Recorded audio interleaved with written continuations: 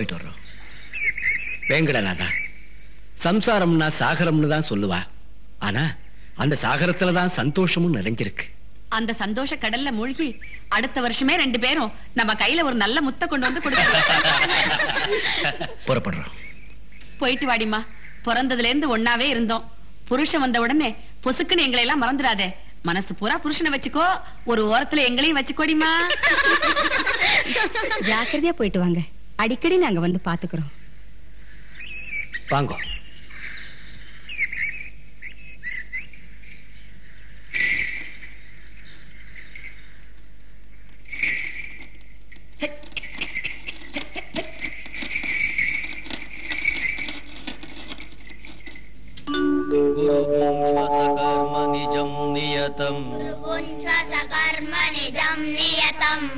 गुरुभुङ्क्ष्व सकर्म निजं नियतम्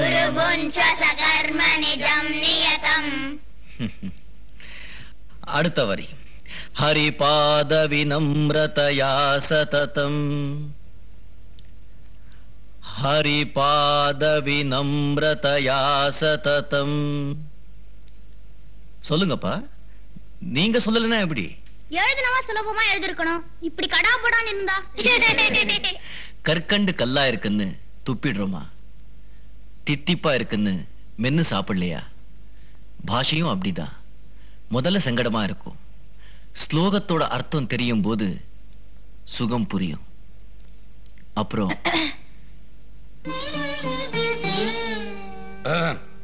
நமஸ்காரம். நமஸ்காரம். பாடம் நடக்கும் போது வந்துட்ட.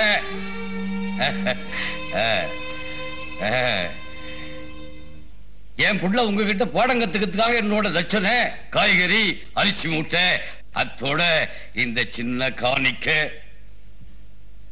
சாஸ்திரிகளே, எனக்கு வாக்கை கொடுத்த சரஸ்வதி என்கிட்ட காணிக்க கேட்கல. செலவில்லாம வந்த ஞானத்துக்கு நான் வரவு தேடணுமா?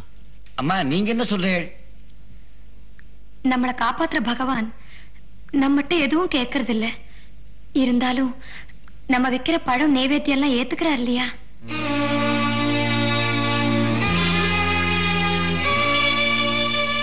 ஆண்டவனே காணிக்க ஏத்துக்கும் போது மனுஷா ஏத்துண்டா என்ன? நியாயம்தான். நான் வர்றேன். குழந்தைகளே, இன்னைக்கு பாடம் போதும். நீங்க எல்லாம் போலாம். குருவே சரணம்.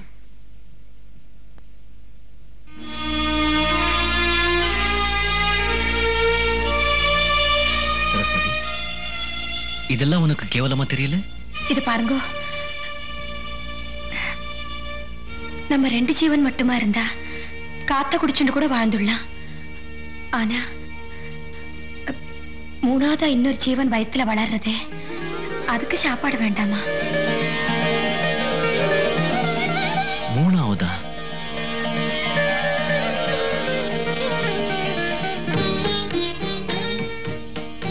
சரஸ்வதி, நல்ல வேளை ராத்திரியிலையும் குழந்தைகளுக்கு குரு உத்தியோகம் பார்க்காம இருந்தேளே. அதனாலதான் எனக்கு குழந்தை பாக்கியம் கிடைச்சது.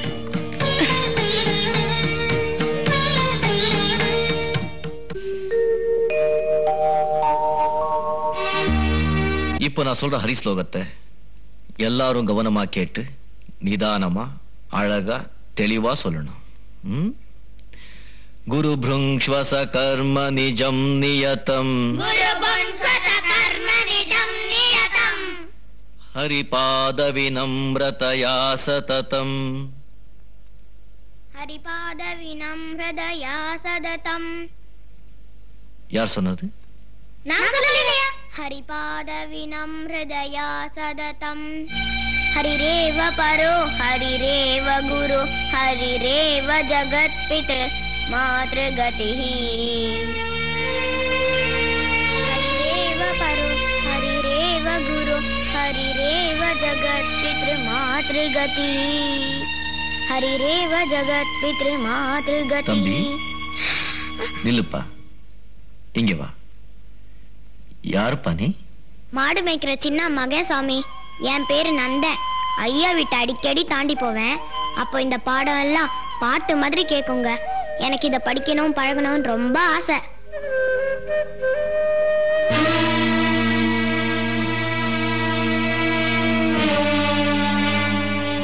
நெதமும் குளிச்சு திருநாம இட்டுக்கிட்டு இங்க வந்து உட்கார்ந்துருவேன்.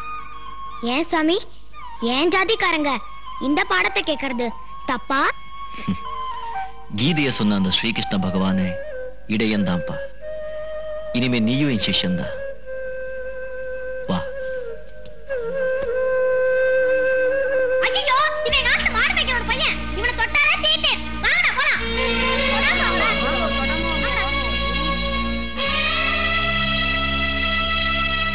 சரஸ்வதி, இன்னைக்கு எனக்கு ஒரு புது சிஷ்யன் கிடைச்சிருக்கா. வா.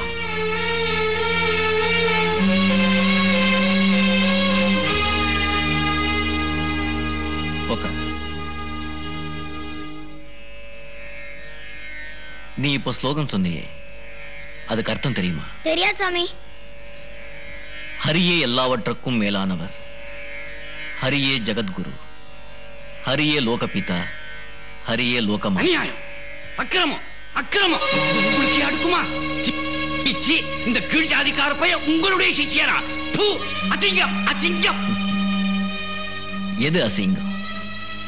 அவங்க சேத்துல கால் வச்சாதான் நீங்க சோத்துல கை வைக்க முடியும்.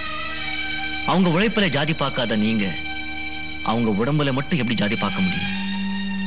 ஓஹோ, அப்படியா? இனிமே எங்க பிள்ளைகள் உங்ககிட்ட படிக்க வர மாட்டாங்க. வாங்க போலாம்.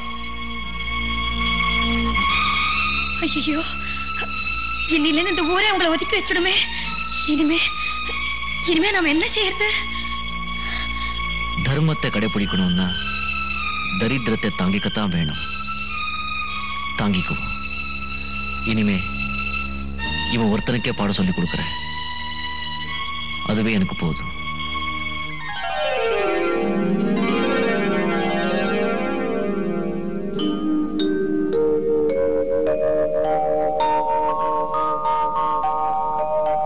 உங்க அப்பா எப்படியாவது இன்னைக்கு பாலை வாங்கிட்டு கண்டிப்பா வந்துருவேன். அழப்படாதுமா, அழப்படாது.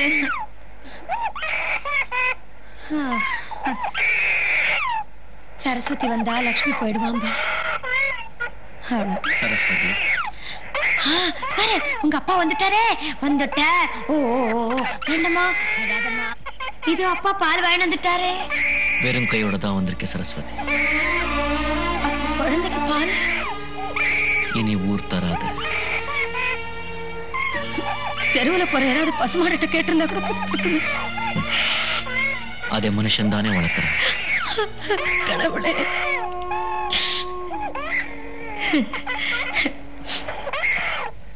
இன்னைக்கும் ஏதாவது வருதனால நினைச்சுக்கோ. வேண்டாம் கண்ணா, வேண்டாம். இத பாரு, இந்த சாமி உனக்கு இன்னைக்கு விரதம்னு சொல்லிடுதுப்பா. ஆனா எத்தனை நாளைக்கு என்னதான் சொல்லல. அம்மா,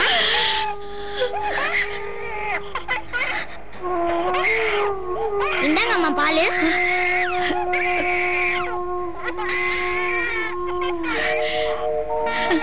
அரிசி, பருப்பு, புளி, காய்கறி.